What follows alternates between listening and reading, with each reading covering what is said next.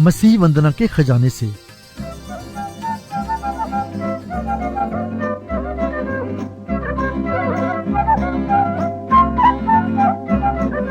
धन्य तेरा नाम, धन्य है प्रभु, धन्य तेरा नाम, धन्य है प्रभु, तेरा ये घर संसार है।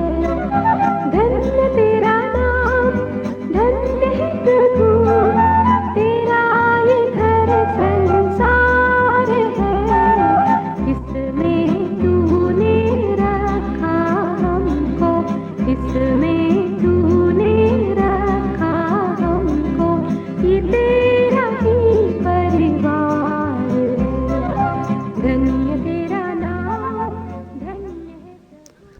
हमारे अद्वितीय उद्धारक मसीह यीशु एवं सर्वशक्त पिता परमेश्वर की ओर से घर संसार के हमारे सभी प्रिय श्रोताओं को अनुग्रह और शांति प्राप्त हो। प्रति बुधवार की तरह आज फिर हम आपके लिए आपकी आध्यात्मिक तृप्ति एवं उद्दीपन की सामग्री लेकर उपस्थित हुए हैं अनुयोग के माध्यम से। आइए आज देखें आत्मा ने आपसे क्या कहना चाहा है। पिछले सप्ताह छोड़ा हुआ अपना विषय आगे बढ़ाएं। विषय था आत्मा से परिपूर्ण होना।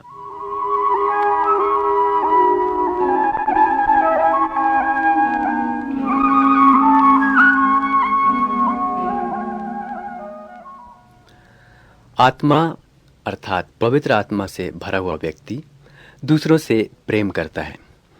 वो व्यक्ति सदैव आनंद से ओतप्रोत रहा करता है। वो सर्वदा आभारी रहता है। वो इन सभी भावनाओं की अभिव्यक्ति अन्य व्यक्तियों के संग हर्ष से गाते हुए अत्यंत स्वेच्छापूर्वक किया करता है। वो बड़ी लगन पूर्वक परार्थ प्रार्थनाएं करता है। वह दीनतापूर्वक अन्य विश्वासियों के अधीन रहा करता है। दूसरे शब्दों में आत्मा की परिपूर्णता का अर्थ है पूरी तरह आप में निवास करते पवित्र आत्मा के नियंत्रण में बने रहना। इस उपक्रम में विश्वासी एक ऐसे स्तर तक ऊंचा उठ जाता है जहां तक पहुंचना उसके अपने मानवीय प्रयासों से कभी भी संभव न होता। तब पवित्र आत्मा से परिपूर्ण होने की आवश्यकता के विषय आप में से अनेकों का अब यह प्रश्न होगा कि जब प्रत्येक विश्वासी पवित्र आत्मा से ही नया जन्म प्राप्त करता है, प्रत्येक विश्वासी में इसके बाद पवित्र आत्मा निवास करने लगता है और साथ ही वो पवित्र आत्मा का बपतिस्मा प्राप्त कर चुकता है, तब क्या आवश्यकता रह जाती है पवित्र आत्मा की परिपूर्णता की? इस प्रश्न का उत्तर इस तथ्य को पहचानने के द्वारा प्राप्त किया जा सकता है। यद्यपि नए जन्म के द्वारा हमें नया स्वभाव प्राप्त हो जाता है, फिर भी हमारे पुराने मनुष्यत्व का उन्मूलन नहीं हो जाता। पुराना मनुष्यत्व निरंतर शरीर की अभिलाषाओं के द्वारा विश्वासी को उकसाया करता है, उसे विभिन्न परीक्षाओं में डाला करता है। तब यद्यपि हम पवित्र आत्मा के द्वारा मसीह यीशु की देह में सम्मिलित कर लिए जाते हैं, हम एक कुटिल पद्धति के विश्व में निवास करते रहते हैं। यह विश्व सतत प्रलोभनों के द्वारा हमें पथ भ्रष्ट करने का प्रयास कर रहा है। तब तीसरा शत्रु है हमारा सर्वोच्च शत्रु शैतान, वह जो इस युग का ईश्वर या देवता है। उसका एकमात्र प्रयास है हमें गिराना, हमें परास्त करना, जिससे वो परमेश्वर के सिंहासन के समक्ष हम पर दोषारोपण कर सके। अपनी संतानों की दुर्बल आध्यात्मिक स्थिति पर परमेश्वर अत्यंत शोकित होते हैं। जब कोई मसीह यीशु को अपनाता है, वह पाप के प्रति अत्यंत संवेदनशील हो जाता है। उसकी उत्कृष्ट अभिलाषा मात्र यही रहती है कि उसे पाप के दंड एवं पाप की शक्ति से मुक्ति मिल जाए। इसके पश्चात नव विश्वासी वास्तविक शांति एवं आनंद में अपना मसीही जीवन, अपना नया पथ उत्साह एवं लगन के साथ आरंभ करता है। इस समय तक यदि उसे यथोचित शिक्षा न मिल सकी हो, तो उसे यह ज्ञात नहीं हुआ करता कि पाप उसमें निवास कर रहा है। वह अपने मानवीय प्रयासों से जय प्राप्त करना चाहता है, तब उत्तरोत्तर विश्वासी का उत्साह कम होने लगता है। मसीह यीशु के प्रति उसके प्रेम की उष्णता जाती रहती है। वह हतोत्साहित हो जाता है। परिणाम, वह विश्वासी अब हर्ष विहीन हो चुका है। उसका जीवन अब मसीह यीशु की प्रभावशाली साक्षी नहीं रहा। भूल कहाँ हुई है? किस बात की आवश्यकता पड़ी? उत्तर केवल एक है। उसे आवश्यकता है पवित्र आत्मा की परिपूर्णता की। उसे नए जन्म की आवश्यकता नहीं, क्योंकि वो पहले ही मसीह यीशु की देह का अंग है। उसे आवश्यकता नहीं कि वह अब पवित्र आत्मा को अपने जीवन में आमंत्रित करें। उसका शरीर पहले ही पवित्र आत्मा का मंदिर है। अब उसकी एकमात्र आवश्यकता है पवित्र आत्मा के द्वारा परिपूर्ण किया जाना। पवित्र आत्मा को इसके लिए संपूर्ण नियंत्रण सौंपा जाना चाहिए। यही करने के द्वारा वह विश्वासी परमेश्वर से वास्तविक प्यार कर सकेगा और साथ ही अन्य व्यक्तियों से भी।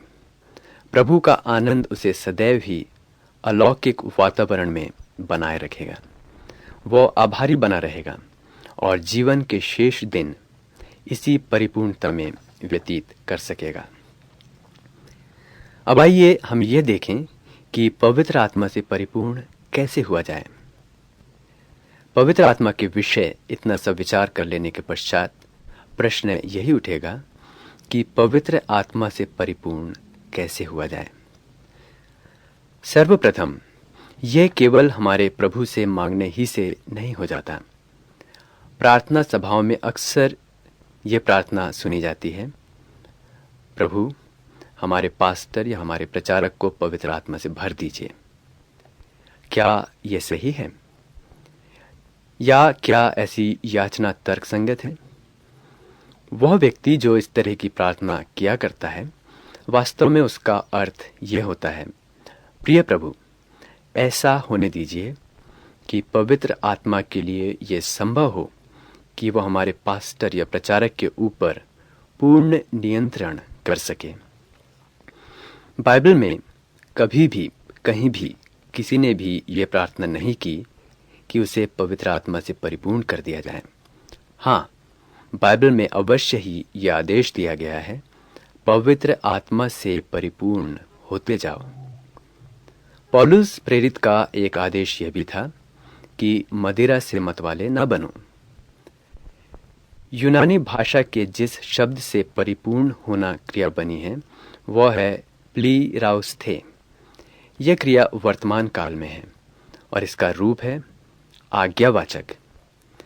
तो इसका अनुवाद इस तरह भी किया जा सकता है, पवित्र आत्मा से परिपूर्ण होते चले जाओ। अर्थात हमारा यह उत्तरदायित्व है कि हम अपनी इच्छा शक्ति का प्रयोग करें, ना कि प्रार्थनाओं का। पवित्र आत्मा से परिपूर्ण होना एक ऐसा अनुभव है, एक ऐसी आशीष है जिसका अनुभव बार बार किया जाना चाहिए। प्रिय श्रोता, यदि आप सतत वेदनापूर्ण प्रार्थनाओं में आत्मत्याग के प्रयास करते हुए किसी प्रकार की अतिरिक्त आशीष प्राप्त करना चाह रहे हैं, तो हम आपको आश्वस्त करना चाहते हैं कि आप एक मिथ्या पथ पर चल रहे हैं। आप केवल इतना कीजिए, परमेश्वर ने जो जो मांगे रखी हैं उन्हें पूरा कर डालिए। और परमेश्वर की शर्तें क्या हैं? ये परिपूर्णता आपकी कैसे हो सकती है? संपूर्ण विश्वास और आज्ञाकारिता के द्वारा। परमेश्वर की शक्ति एवं उनकी योग्य बनाने की क्रिया की याचना कीजिए। परमेश्वर की प्रतिज्ञाओं का विश्वास कीजिए। बाइबल में दर्शाए उनके निर्देशों का पालन कीजिए। जब आप विफल हो जाएं, और आप विफल अवश्य होंगे, आप अपने पाप स्वीकार कीजिए और क्षमा और शुद्धि के यूहन्ना के पहले पत्र, पहले अध्याय 9वें पद की प्रतिज्ञा का दावा कीजिए। जब आप दीनता, विनम्रता और अधीनता के भाव में परमेश्वर की इच्छा पूर्ण करने के लिए समर्पित हो जाते हैं, तो आप में निवास करता पवित्र आत्मा आपको उत्तर परिपूर्ण करता जाएगा और आपके संपूर्ण जीवन पर नियंत्रण करता रहेगा। हमारी आशा है मसीह वंदना के खजाने से प्राप्त इस कार्यक्रम से आप आशीषित हुए हैं। अधिक जानकारी के लिए आप हमें व्हाट्सएप मैसेज कर सकते हैं। हमारा फोन नंबर है 9319473370। हमारा ईमेल है info@masihvandana.org। इस कार्यक्रम से प्राप्त आशीषों के विषय भी आप हमें बताएं।